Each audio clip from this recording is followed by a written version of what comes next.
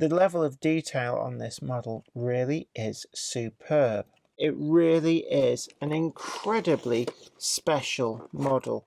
Hi there everyone, I hope I find you well. I'm Jennifer Kirk, welcoming you back up here to the loft on Weir Yard. It's really great to see you, but today we have a video taking a look at a mark of locomotive manufacturer that I've never actually reviewed here on this channel before. It's Broadway Limited Imports, and if you've not heard of them, well, it's a manufacturer that makes some very high quality premium models for the US market. They come under brand names such as Paragon 2, Paragon 3, and also you may have heard of Rolling Thunder as well, which is a system that they employ on some of their models. And it's thanks to the amazing generosity of Robert Scott, one of our Monday clubbers, who has very, very kindly sent in the locomotive that you see just behind me. And today in this video we're going to be taking a good close look at this somewhat unusual, certainly for UK modelers, wheel arrangement of 484. It's a 484 Niagara from the New York Central, and I'm really excited to take a close look at this. It's only my second US outline locomotive and my first US steam locomotive, and it's really great to be able to add this to the Weir Yard locomotive fleet. It comes with full spec sound, it comes with a smoke unit as well, really powerful locomotive, a lot of detail, and it's certainly one that's going to be turning heads. So without further ado, let's take a closer look.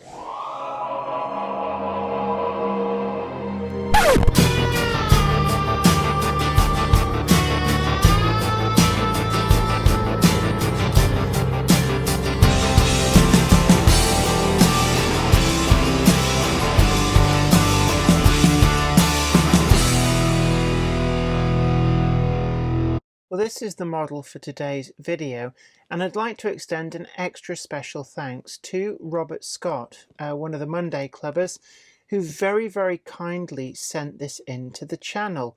Now, I am familiar with Broadway Limited Imports. I've never reviewed any on this channel, but certainly at work they do have several of them still for sale, which is stock that they brought back from Australia when they closed the Australian office and shipped all of the remainder stock back over.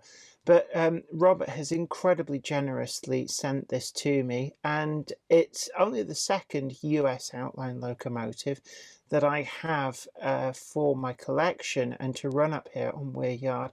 But certainly this is one of the most special locomotives that I've seen. Now, it comes in that kind of really high quality box that we've seen from a few manufacturers that really does ooze quality. And I guess when you're getting a locomotive like this, it is nice that the manufacturer goes the extra mile.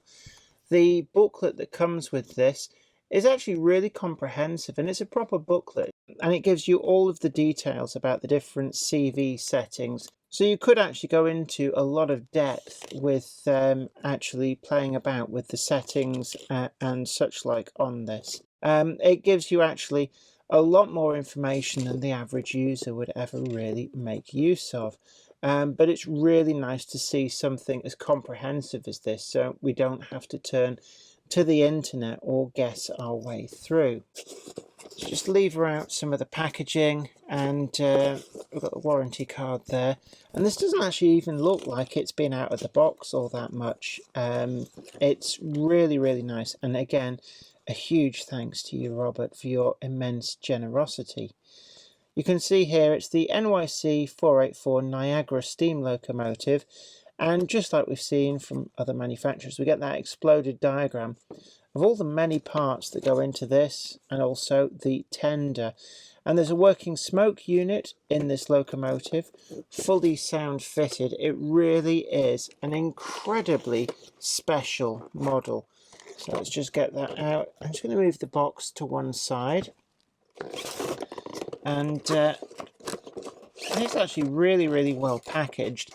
And of course this is the giveaway, that we've got a working smoke unit in there.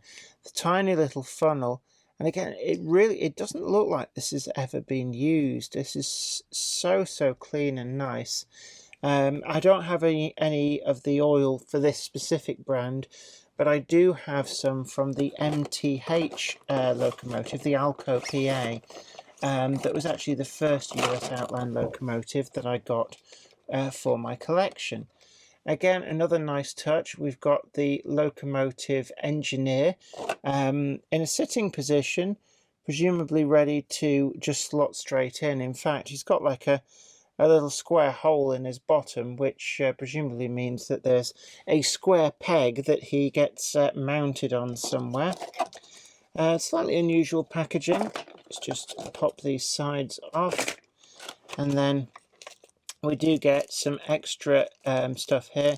A tool for, I presume, removing the connecting rods so that replacement rubber traction tyres can be fitted. We've already delved into the world of traction tyres with one of the previous reviews that we've done with the South Eastern and Chatham Railway D class, but this is one locomotive that, in all honesty, given how much it weighs, it really does surprise me that they felt it needed traction tyres. I honestly don't think that this is a locomotive that really does need that extra traction. And it'd be interesting to see on the track just how well it performs. In fact, I suspect it probably does really well.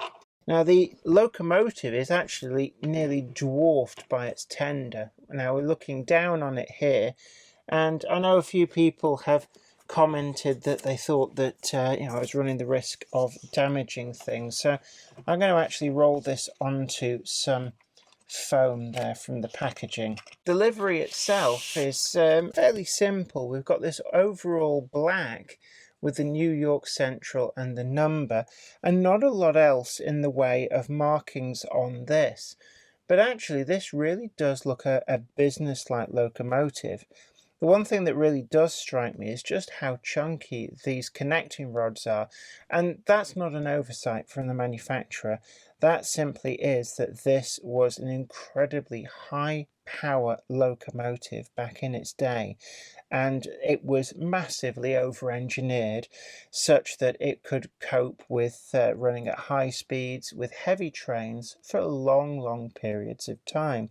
And it has to be remembered that these steam locomotives in the US probably roamed far further than any steam locomotives in the UK or even parts of Europe ever did. The large tender actually does allude to that. It needed a lot of water capacity and a lot of coal capacity to keep this engine running on the long distances that it was expected to go. So we've got 1, 2, 3, 4, 5, and then another 2 on the bogie there, so 7 axles just to carry that tender. And I believe that the sound system is hidden inside there, and I don't think it's particularly pushed on space. The main locomotive itself carries the smoke unit, and it is locomotive drive, and you can just about make out that smoke unit down the funnel. Now, this does take kind of a smoke oil. I've got some of the MTH smoke oil, but it does handily include a switch on the underside. Let me just carefully roll this over. So you can see a very prominent on-off switch there, which I have tested this locomotive. It did come with a small amount of smoke oil still in it, and it kind of just starts smoking the moment it gets power. So just for safety's sake, I've turned that off. Because what you don't want to do with these oil-fired smoke units is let them run out, because I suppose at best you could potentially damage the heating element, and at worst it could cause melting and distortion on the locomotive itself.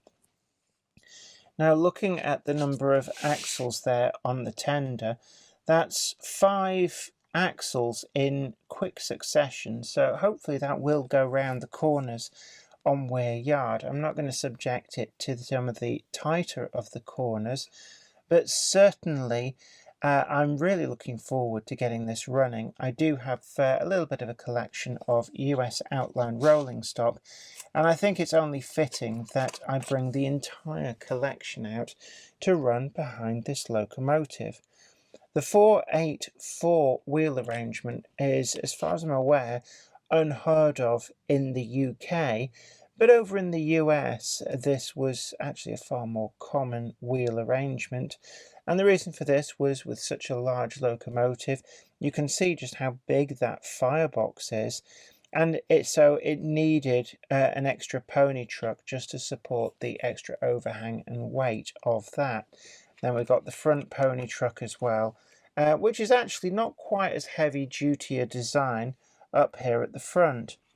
What's interesting is that the front pony truck is actually pivoted at the back, and it's a little bit of a shame that Broadway Limited, I guess, haven't centrally sprung this. I mean, I am assuming that the prototype was centrally sprung. I would have expected so, but certainly the level of detail on this model really is superb. We've got a whole host of wire connections between the locomotive and tender, and I think it does have a lot of power pickup from the locomotive itself, the trailing wheels there on the pony truck, and then the tender as well. This isn't really a locomotive that you're going to really need something like a stay alive in. Of course, it has to be said that some of these US outline locomotives don't really have DCC in the way that we're used to with a separate plug-in decoder. It's simply the case that the entire circuit board in there is particular to the locomotive and has the sound on board, the DCC decoder on board, which does mean that if you buy one of these you can't just swap out its sound decoder into something else. But why would you really want to? This is a superb locomotive and I'm really looking forward to getting it onto the track. So again, a huge thank you to Robert Scott for sending this in for me to have a review of and to play about with. So without further ado, let's get it straight onto the track. Because it's pre-DCC fitted, we don't have to do anything at all, and we can refer to that instruction book for the full function list, which we'll be accessing through the NCE Power Cab.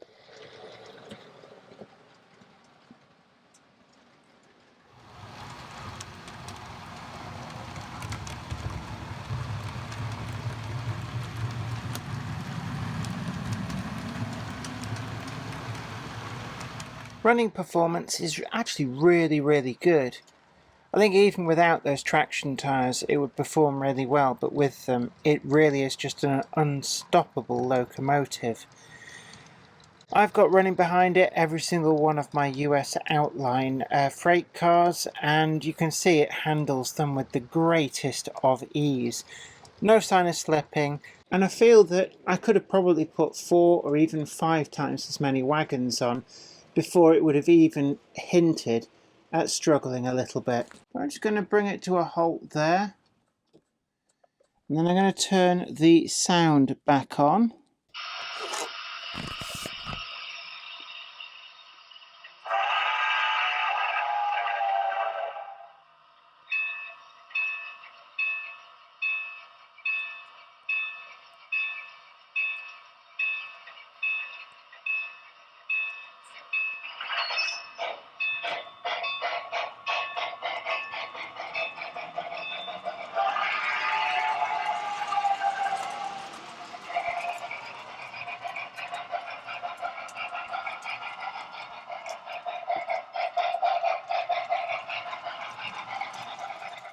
Well, I've moved the locomotive across to a track just a little bit closer to me, and I actually have to pan right back to get it all in frame.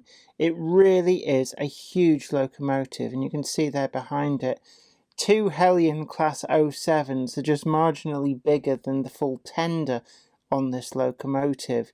In terms of absolute size, this really does just give you an idea of just how big this model is.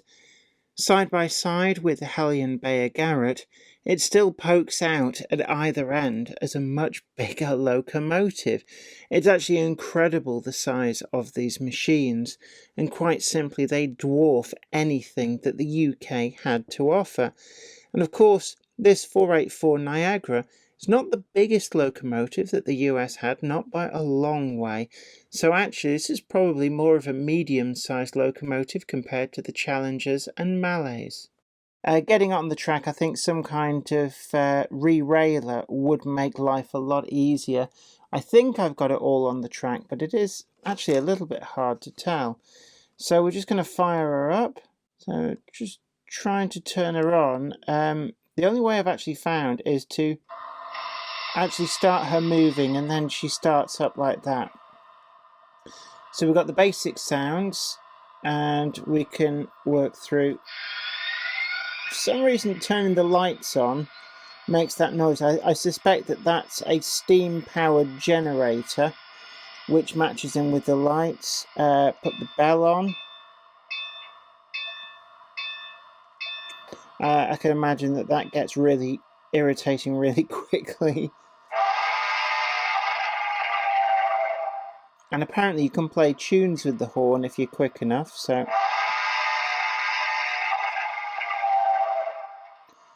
yeah, fair enough. And...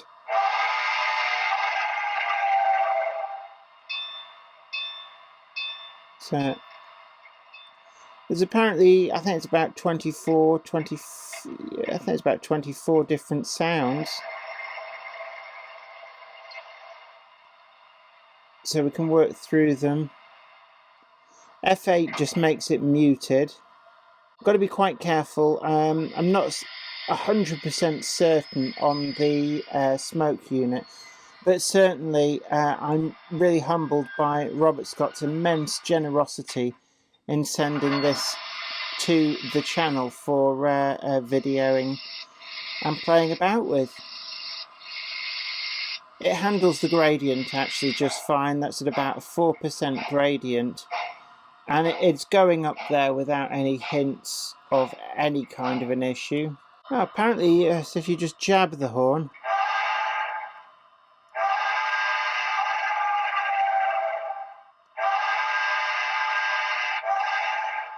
it does seem to have a few different tunes in there. There's a bit of a knack to getting it to play them. The model also comes equipped with what Broadway Limited Imports term their Rolling Thunder.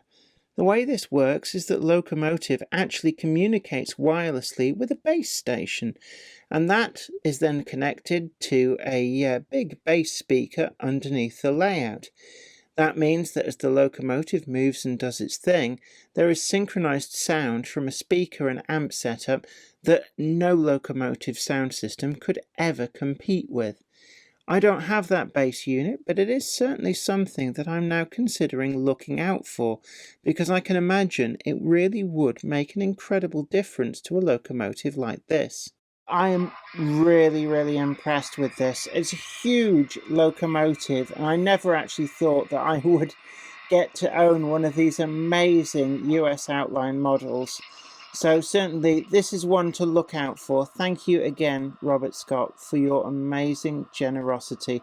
And I've really enjoyed taking a closer look at this Broadway Limited locomotive. I'm just going to turn the sound down actually so you can hear me. But yeah, definitely. This is really quite an impressive package. So I hope you really enjoyed taking a look at the newest US Outline addition to the Weir Yard fleet. Well, I hope you really enjoyed that model. If Broadway Limited Imports is a mark that you collect, I'd love to hear from you. Do leave a comment in the comment section down below. If you really like the look of today's locomotive, then also I'd love to hear from you too. Or if there's another locomotive that you think that I should be taking a look at, then if you leave a suggestion, I will get through all of the comments. I do read every single one, and it's always great to hear from you. You can also check out our merchandise in the box down below, and that takes you to where you can buy mugs, die-cut stickers, t-shirts and hoodies, all with the JK branding. Everything from Gronk It Up to Do You DMU, and also we've got that Terrier Fest t-shirt as well. So don't delay, get yourself some of our quality gear. We've also got the books still available, both my science fiction epics and also the comic collections of All Over the House and Life of Knobty Mouse. Don't forget to tickle the like button, share this video too on social media, and if you haven't already done so, do please consider subscribing to the channel and ringing the bell and choosing all notifications to be the first to know about new videos as and when they go up. But until next time, this is me, Jenny Kirk, saying you take great care of yourself. Bye for now. I'd like to send out a huge thanks to everybody who supports me on Patreon, and an extra special huge thanks goes out to Anthony Kidson, Offshore Allen, oorail.co.uk, Michael Lockie, Helen Sink, Peter Bolton, Brian and Dorothy Mudd, Gary Lewis, David Quinn, Sparky107107, George Botterini, Chris Moss, Robert Steers, MD of San Juan Model Company and Grantline Products, Sam Yates, Dale Williams, John N. from NC, NYMRish, Jonathan Foster, Peter, Graham Foster, Clifford Ison, Larry W. Grant, NI Railways 4000 class, Ian Coulson, and Alan Dickerson. Thank you. Without you guys, I couldn't do this.